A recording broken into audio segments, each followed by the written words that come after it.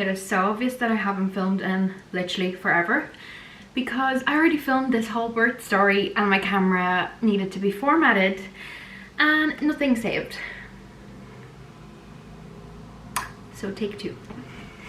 Hello everybody, welcome to my YouTube channel that I would love to start filming on again. I feel like I have not filmed in an absolute age.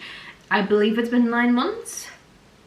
Possibly my longest break from YouTube yet, but I'm back. I'm here, or at least I'd love to be back, and I would really love to start vlogging again, but I thought I would come back with my birth story as the first video. I loved watching these before I was pregnant, when I was pregnant, and now, so I really hope you enjoy this. I'm gonna jump straight into it, not only because I already filmed this, but also it was about 20 minutes long. So let's get into it and let's tell you all about my birth story. I have it written down in my notes a little bit, kind of like an overview of it. Because my pregnancy was an IVF pregnancy, the doctors in the hospital really didn't want for me to go over until about 42 weeks. They really wanted to induce me. Now, I had some birth preferences before this. I wanted least intervention. I wanted it to be like the least medically focused as possible. I really wanted a pool birth. I didn't want to be induced. I didn't want a C-section. You get the drift. I kind of wanted it to be super chill. I did hypnobirthing. So yeah, I basically wanted it to look like that. Did it look like that? Absolutely no way. But that's not to say that this was a negative labor. This is not a negative labor story. Yes, things didn't go to plan. Things didn't go how I imagined they would. But these things change, and obviously I cannot control what's going to happen because I've never been in labor. But saying that, I was at an appointment in the hospital at 40 weeks and they said, we'd really love to induce you at 41 weeks. I left that appointment absolutely devastated because I really didn't want it to happen. But kind of reading up on it a bit more, and when you're at the end of pregnancy, especially an IVF pregnancy, all you want is for the baby to just come out and be safe and be all good. So when I thought about it a bit more, I just said, grand, that's okay, fine, let's get induced. So I was 46 and I had some like period cramps. I never had those during my pregnancy, so this was a bit weird. I was like, maybe he's coming by himself. But he didn't. I don't know what they were about, maybe just my body preparing for labor. But it was 40 weeks and 5 days that happened. 40 weeks and 6 days, the day before 41 weeks. I went into the hospital to get induced. Went in at like 7 a.m, super early. At about 8:40 that morning, they gave me like a pessary or gel, whatever it was. And they told me that we have to wait 6 hours. And after those 6 hours, we'll get checked and see if I progressed. Because when they put in that first gel, I was not dilated whatsoever. Got some period cramps after that first gel. Nothing crazy though, just literally as if I had my period. And I got sick, like I threw up at 1 a.m. 1 p.m. So a couple of hours after that, I threw up. They said it was because of the medication, it makes you sick, so that was fun. I then had another exam at about 3:40 and I got another gel because I was not dilated whatsoever and I still just had those period cramps. Then the period cramps kind of towards the end of the 6 hours, they started to come a bit more frequently and they were a bit more painful. I got 2 paracetamol for my headache, and I also think that kind of helped with the cramps because they were easing a bit. I was then checked at 22:50, so at 10 to 11 at night, and I got another gel. And things really picked up here because it felt like the period cramps were coming every 2 minutes. And I thought they were period cramps, but obviously they were contractions, but I didn't know what contractions felt like, so I was like, why are these period cramps here? But they told me to kind of walk up and down the corridor just to see if it would help. And it was funny because every time I walked up and down the corridor, I had to stop at that one specific spot each time because I just could not walk. It was that painful. I had to breathe through them. And I was drinking so much water as well because the cold water was helping so much. It was really warm in that ward. So yeah, that was really helpful. I got a pethidine injection, I believe, and they told me that it would ease the pain, it would make me feel a little bit dizzy, and it would allow me to sleep. Now, it did make me dizzy, alright, but it didn't help with the pain, and it did not make me fall asleep at all. So I didn't sleep, I didn't have any rest, which kind of, I feel like maybe that was making the pain even worse because I was just exhausted already. I was checked and I was 1 centimeter, only 1 centimeter, would you believe it? I don't know how people do this, like unmedicated. I've no idea. If I was pregnant again, I just don't know if I'd be able to do that again. I don't know what I was thinking, honestly. No idea how people do that. Fair play to you if you do. I know you don't get a medal or anything at the end of it, but I just thought I could do it. No. Anyway, I got my waters broken just before like 6 a.m. on the Friday, so that was already 24 hours later. I had a cannula fitted in my hand and I needed to get antibiotics before we went to the labour ward because I had group B strep during my pregnancy, so they need to give me antibiotics in labour so it doesn't pass to baby. So we had to basically, whilst I was that 1 centimeter and I thought I was dying because it was that painful, I still had to wait for all that and the drip to go down and everything like that, so it was a lot. So I then was brought to the labour ward about 6:30 on the Friday morning, and I said, give me the epidural now. Again, that's something I didn't want, but I said, I'll take it, please, thank you very much. So they usually do like an injection to numb the area and then they do the epidural, so they did that once and they didn't get it. They couldn't get the needle in. They did that second time and they still couldn't get it. They did that third time, they still couldn't get it. So the lady, Aaron told me this later, the lady that was doing it, she was like, I need to take a step back because I need a breather, this is stressing me out. She couldn't do it. So she actually in the end got somebody else to do it. And when they did it the fourth time, it worked. So I had like 8 needles in the end, but eventually it worked. And they were like, okay, now it's gonna take about 20 minutes for it to work, so just sit there and wait for it to work. I was like, are you joking? This took like, I don't know how long it took, but it felt like an absolute age. And you know when you're sitting on the edge of the bed and you have to stay still, like you just cannot move and you're getting contractions, and how are you supposed to not move? I was so exhausted by that point that I genuinely to this day don't know who was in the room or how many people there were, because I was just unavailable. I was gone.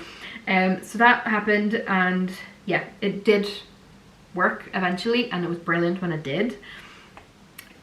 Towards the end of my pregnancy I got back pain. I got like sciatica nerve back pain, which was really, really bad, and I think for about 2 weeks I literally couldn't walk. Every time I took a step it would like trigger that nerve and pain like I've never felt before. And I thought that that was it kind of when I was in labor, that the what's it called, the epidural would get rid of it. No, because the epidural only numbs like the muscles, but this is nerve pain, so it didn't unfortunately do anything to that. So every time I had a contraction I also had that sciatica pain. It was something else. And I couldn't really get comfortable. I couldn't lie on my side, I couldn't lie on my back because I had to sit up constantly because baby would be really distressed and his levels were going down every time I was laying down.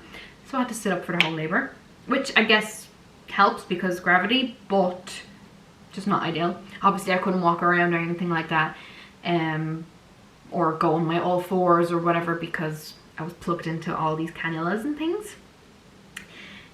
So that was that. Just yeah, couldn't get comfortable, couldn't rest, sleep, nothing.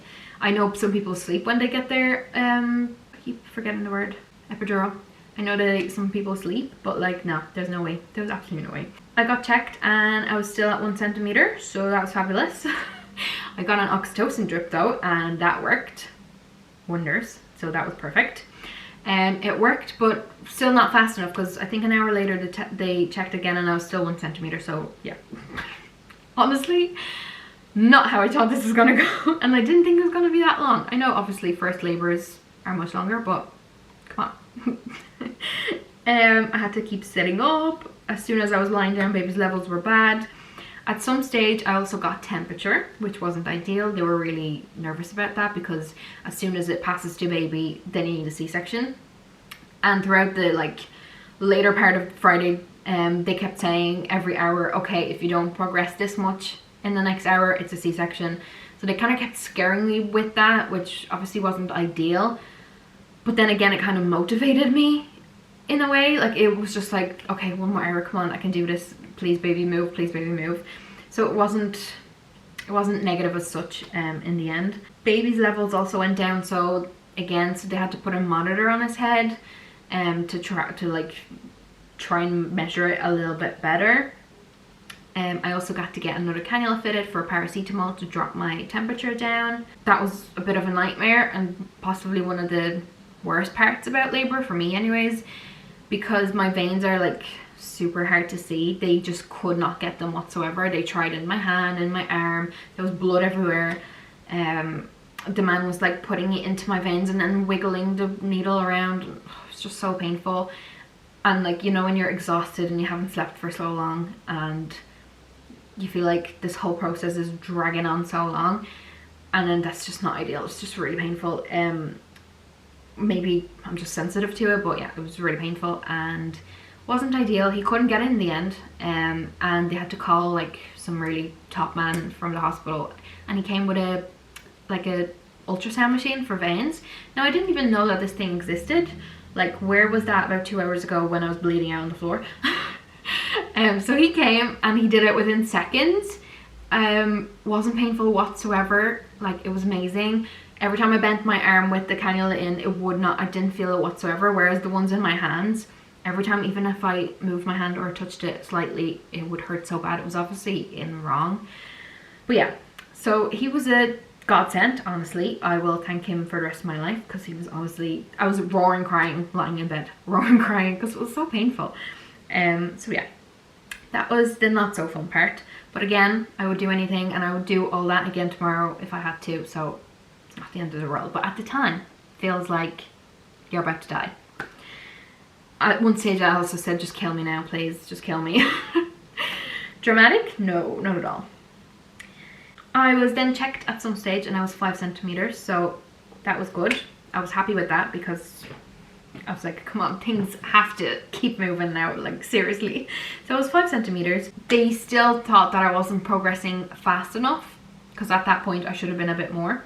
So they again were telling me C-section, but they were like, okay, we're going to give you another hour, and if you don't progress a lot more in that hour, we're taking you, you're going. So I was like, okay, fine. And I felt like that kind of gave me a kick up my bum in a way. I was like, okay, no, come on, I can do this, I can definitely do this. So that was that. I also had bloods taken from baby's head because they needed to check his oxygen levels. They said if his oxygen levels were good, then they would give me that hour to try and see if it progresses. If it's bad, then they had to get the C-section done right away. But it was fine, so they allowed me. Then about 7 p.m. I was checked and I was 8 or 9 centimeters, I think 9 centimeters. And the midwife told me to push literally right there and then. I was like, what, now? Like, you didn't tell me how to push. I have no idea what I'm doing. But I pushed about 3 times within that contraction. And they wanted to see, because baby was really high up still, they wanted to see if it would drop down. It dropped down literally right away. So that was amazing. And they said, no C-section, I'll be able to do it. So I was delighted with that. And honestly, that really, I don't know, just made me happy and kind of woke me up in a way, because I was so like disheartened towards the end after getting all these needles and cannulas and things, but this kind of gave me a pep in my step in a way. They said that they would give me and baby 30 minutes break and that we would start to push at 7:45. So 7:45 p.m. on the Friday. From that 7:45 up until the end, until he was born, literally felt like about 2 minutes. Like, it honestly happened just like this. I pushed 3 times in every contraction, and they said that I was pushing really well, that baby was like coming down and coming out really well. I also didn't need any forceps or episiotomy or anything like that in the end, and baby was born at 20:29. And it was funny because the girls, my midwives, it was Sophie and Lucia. Lucia was the student midwife, and it was actually her birthday on the day as well, which was fascinating. But their shift was finishing at 8:30, so baby came within a minute to spare. So it was nice. It was nice that I got to have them, obviously, for like the full labor. And I feel like you get so attached to your midwives towards the end. Like, I don't know, if I saw them on the street, I'd literally hug them, because they were just the best thing ever.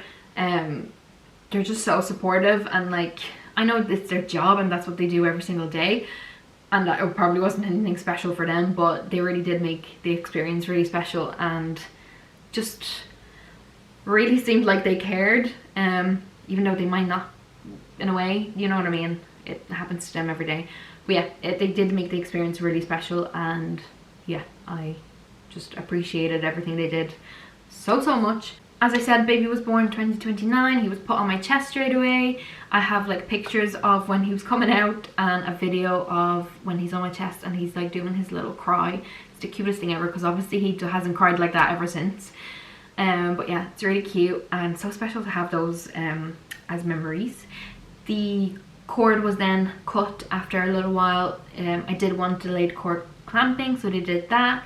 And then he got weighed. He was 6'9". I was expecting him to kind of be like 7'5" or something, I don't know. I always had that number in my head, but he was 6'9". And then he did skin to skin with Aaron, and I got stitched up because I had a 2nd degree tear, but it was like in the front. And honestly, it was totally fine. I thought it was going to be much worse. It was totally fine. After, I think, 1.5 weeks, if not even week, after my labor, I was fine. I was perfectly fine. I think I stopped bleeding after 2.5 weeks, which was grand. It was so fine. I don't know, I expected it to be much worse. So yeah, it was very, very good. But yeah, we stayed in the delivery room for a while, and I had toast. We called our mums. And then around 11 p.m. I was brought to the postnatal ward, and then Aaron had to go home shortly after, which I know isn't ideal that he had to go home literally like straight away, but in a way it was special for me and baby to have that one-on-one kind of time with each other. I didn't sleep at all that night. I just literally stared at him. I could not believe it. And yeah, it was really special. It was really nice. And we had to stay in the hospital for a couple of days. I think we stayed for 3 nights, 4 days, something like that. We were supposed to go on the Sunday, but then baby's sugar levels went down because I was only giving him syringes of my colostrum. That's the one. And I don't think maybe it was enough. He did try to latch, and he latched, but then like sucked for about 2 or 3 times and then got bored. And probably, I don't know, not enough was coming out, and he knew he was getting more from the syringes. So yeah, basically his sugar levels went down, and they said we need to give him formula because his levels are down. And I was like, that's fine, whatever. I did want to breastfeed. I didn't want to give him formula, but obviously I wanted my baby to be okay. I wanted him to be fed, so that's what happened. I did pump milk for 11 weeks. I stopped at 11 weeks because there was just nothing there left. And yeah, so I did combined feeding for 11 weeks, and now I'm just doing formula, which is fine, totally fine. As long as he's fed, I'm happy. So yeah, he was born on the 23rd of May at 2029. He was 6 pounds 9 ounces and 48.5 centimeters. So he was only a tiny little baby. Yeah, he has grown, I feel like, a lot since then. He's getting just so long and big, and he's filling out a lot. And honestly, every day I'm like, can you please stop growing? Thanks very much, because I just wish he was small forever. I'm already laughing, saying we need to start defrosting your siblings, because if you're gonna keep growing at that rate, I just want another one so bad. But yeah, that's my birth story. To this day, I literally have to pinch myself that he's here, that I was pregnant. What? That pregnancy was the fastest pregnancy ever. But yeah, I had a good pregnancy. I can't complain at all, other than the sciatica pain the 2 weeks at the end. But other than that, I wasn't sick. There was literally nothing wrong, so it was perfect. The labor, as I said, it went kind of, it was something I didn't expect, but again, if I had to do it now in 5 minutes, I would. So it wasn't negative as such in the end. And yeah, obviously I'd do it all again just to have him. So yeah, I feel like it's crazy, and I'm literally living my dream every single day now that he's here. And sometimes I have to kind of stop and be like, wow, is this actually happening? Because even this time last year, it is currently the 19th of August. This time last year, we were kind of preparing for the second IVF round and the egg extractions and seeing if we have any embryos. So this time last year, if you told me that now, a year later, I could be sitting here with my baby, my 3-month-old, he's 13 weeks this week, if I was sitting here with my 3-month-old, I would not believe you. That is absolutely crazy. Yeah, we found out on the 8th of September that I was pregnant. So yeah, I think it's absolutely wild. But yeah, super grateful, and take this as a sign if you're on your infertility journey or IVF or anything like that. Just know that your baby's coming, because just as much as you're really looking forward to your baby's also waiting for you. So definitely take this as your sign, because it did happen, as you can see. And yeah, I'm gonna go now. I hope to see you in my next video. I'm gonna show you baby at the end as well. He's currently asleep, but when he wakes up, I'll bring him to the camera and show you what he looks like. And yeah, I will see you all in my next one. Bye. He only woke up from his nap, so he's really cranky, but there he is. This is Harrison Cove. He has his dodie in, because as I said, cranky. He wants his food, don't you? Do you want your food? I swear he's not cranky every other time. Will we go get your puppy? Oh, okay, we have to go.